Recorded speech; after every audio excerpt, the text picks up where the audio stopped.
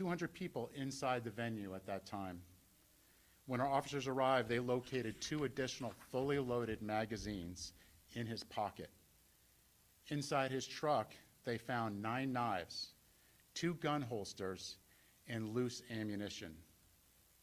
While we have no concrete evidence at this time of any type of ideology that would have motivated Rudman, we do know that he visited Mons Venus the night before.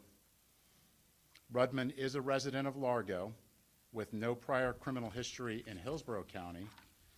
However, in Pinellas, he has previous charges of domestic violence, battery, reckless driving, and DUI. In addition to that, he has multiple prior Baker Acts in Pinellas County, as well as an active risk protection order due to his mental state. He's currently being held in jail at Hillsborough County with no bond. This is an active and ongoing investigation, including the details on how he obtained the gun. I'd like to thank the following agencies for their help over the last several days in this critical investigation: the Clearwater Police Department, Largo Police, St. Pete Police, Pinellas County Sheriff's Office, Hernando County Sheriff's Office, the Florida Department of Law Enforcement, and our State Attorney's Office. As mentioned, this is a very active investigation. There are some details that I cannot disclose at this time. However, I'm happy to try to answer any questions. I guess the big question is, what was he trying to do? Did he say anything after the arrest about what motivated him to do this? Had he had a previous beef at the club, anything?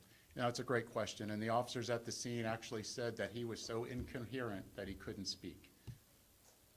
How grateful are you to the guards who were able to stop anything from happening? Yeah, that's a great question too, and obviously, the first thing that came to my mind is what happened in Orlando at Pulse.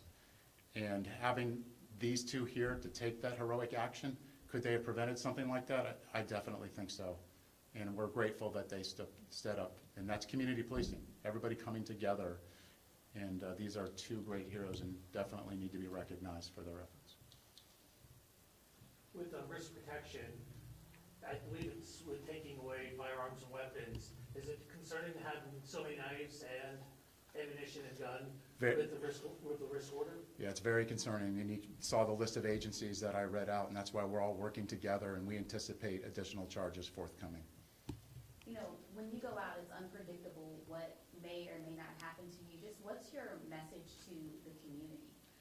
Here we have 2 heroes right here that stood up in the face of danger, community policing at its best, and prevented a violent act. And that's what we should be grateful for. Guys, would you mind if we ask you a couple of questions? Well, maybe Mike stepping into the Yeah, mic, exactly. right? Thank you. And if you would, sir, just say your name first, please. My name is Manuel Resto, but everyone knows me as Manny. And your last name is spelled? R-E-S-T-O. Tell me about this, because this guy coming into the club, obviously he's wearing a mask, and it looked peculiar, I'm sure. But he's a big guy. What caught your eye first, and why did you take the action that you did? Okay, well, I was standing by the door. We always alternate positions, someone inside the club, someone outside the club, somebody's walking the girls to their cars. It was my turn to be outside, and I noticed this truck was blocking parked cars in front of me.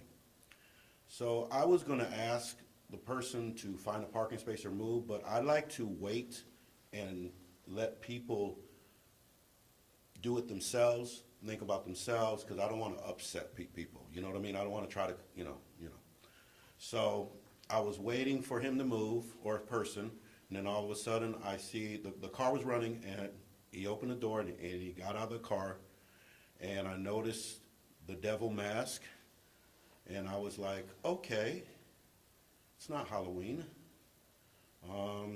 Maybe it's some type of trick or a gag, because I was a professional wrestler, MMA guy. I know a lot of big guys. I've worked security for 30 years. I know a lot of bouncers. I thought it was one of my friends playing a trick on me. So I was kind of smiling while he was approaching.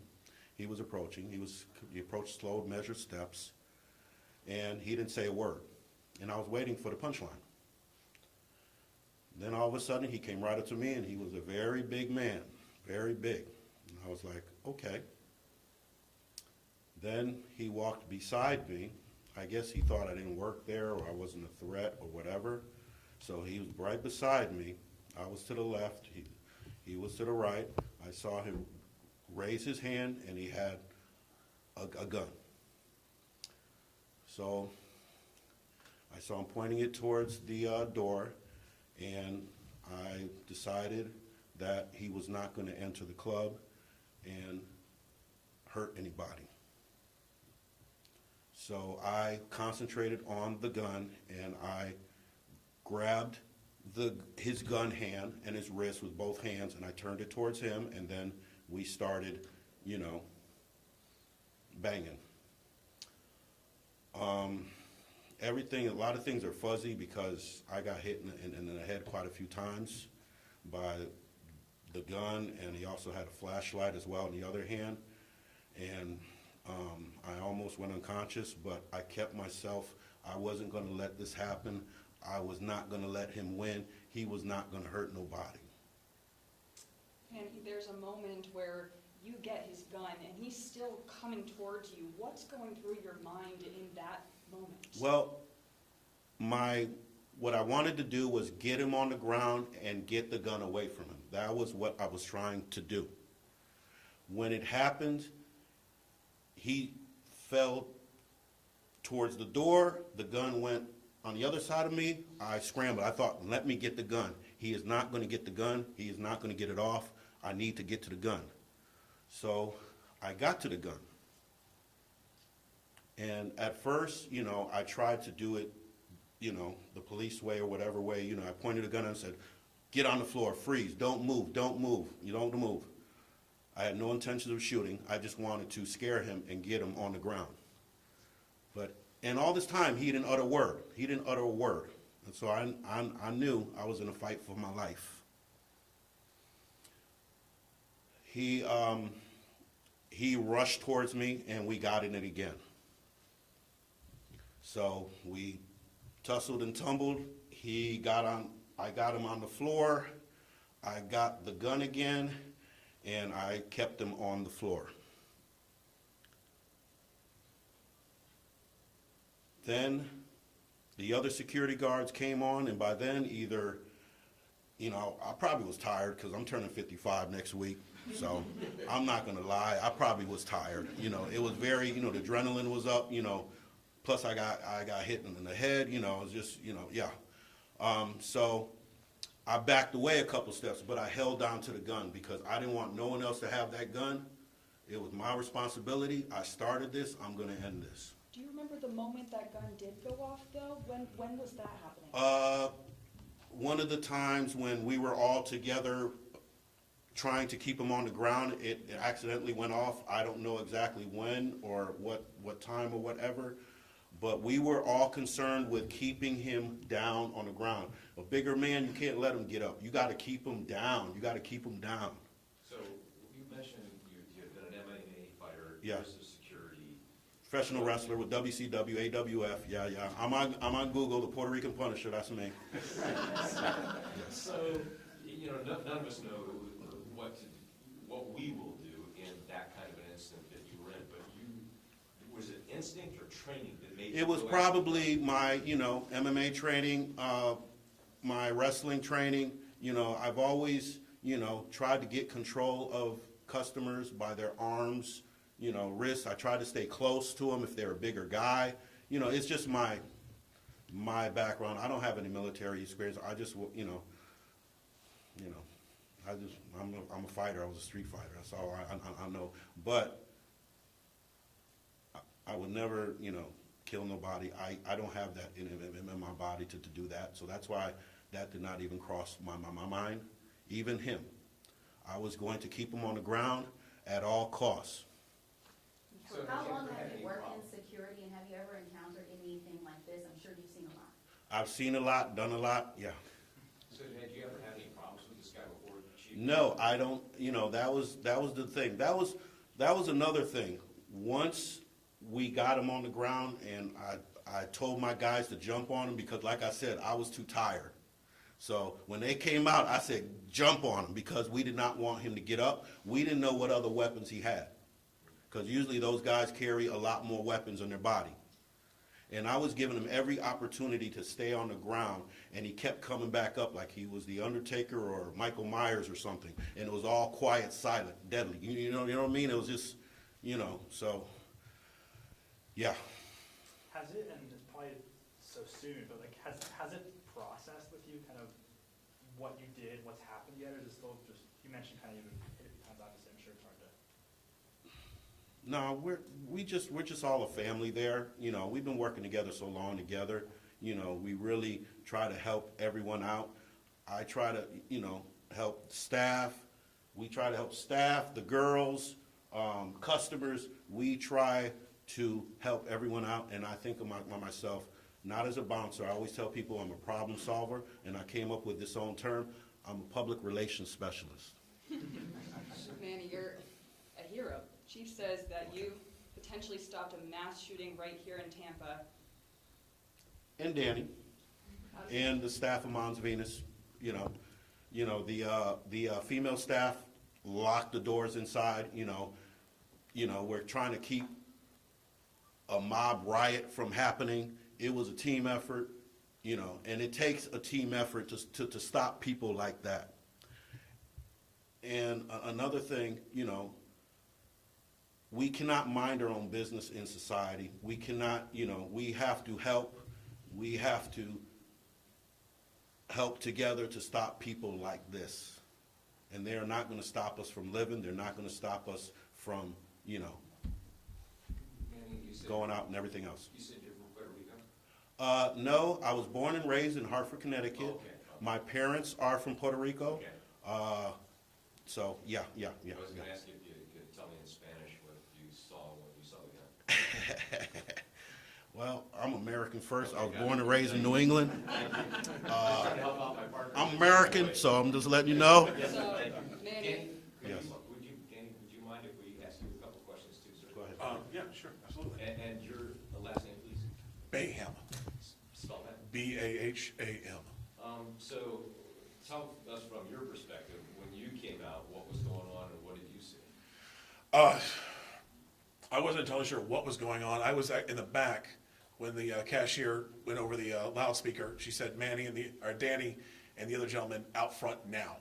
And that urgency, I've rarely heard in her voice, so I ran out, came around the side of the building. I saw Manny engaging with the other gentleman. They were sort of stumbling. The other security guard, he had come out like 3 seconds before me. I saw him over the side. He said, get him, and the three of us pummeled him. And that was just before the shot went off, and then we all went to the ground. Yeah, I told him to jump on him because Yeah. I did not want him getting up, and I was tired. You're a big guy, but he was a big guy too, right? So I'm 350 pounds, and the other guy's about 200, and he was moving with us on top of him. He had over 500 pounds on him, and he was still moving. Yeah, he was around 6'8". Yeah, big man. Yeah. Big man. I was up to his chest, shoulders. Yeah, we were. Yeah. Yeah. what's So going through your mind in that muscle, or in that tussle? Keep him down. Keep him down. Keep him on down. the ground. I had one of my hands on the back of his neck, holding his face down, and then I think my knee on his back, and then one hand somewhere.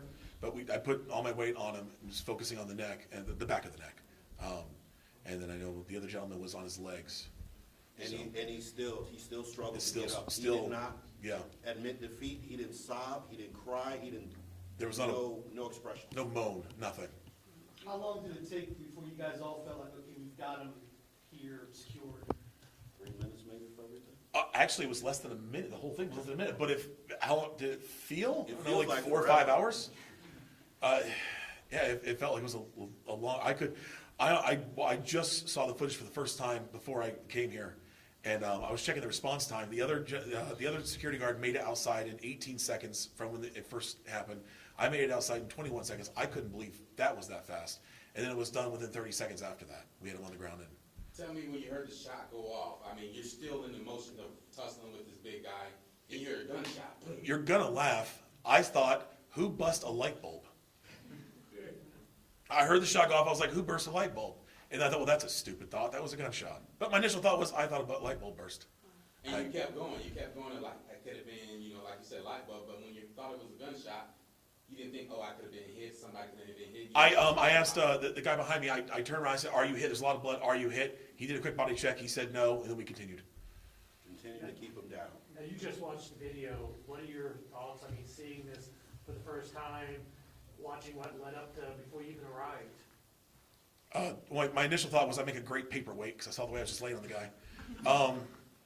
It was terrifying. I mean, Manny, my God, I worked with this man for 17 years. We've been friends for over 20. My God, I couldn't believe what this man did. It was astounding, and the fact that our club, you know, we keep a calm, peaceful club. I refer to my job as customer service. We do our best not to have any violence. So the fact that it came to us, I mean, we knew it's bound. We're not naive, but it was. I mean, you both are incredibly humble and have great senses of humor as well. But I do want to ask again, I mean, the chief says this had the potential to be a mass shooting that you've stopped. How does that feel for all the 200 people inside who are thanking you today? Has it weighed on you yet? I don't know, I just feel like we did what we should have done. I don't really feel like a big weight of anything. We did what we do. That's all it is. I mean, you know, everyone that works in there, as Manny stated, that's our family. We've known each other for decades. Every one of us. I've worked there since 2007, and I'm the new guy. You know, it's one of the waitresses. I used to babysit her kids when I was a teenager, and then she babysat my kid. So it's, you know, it was just we did what we do. That's what it is. To protect family. Yeah, and everyone in that building, that's our people. I mean, customers, the entertainers, the staff. It's our people. We're there to have a good time and laugh, not so. Any other questions? Thank you all.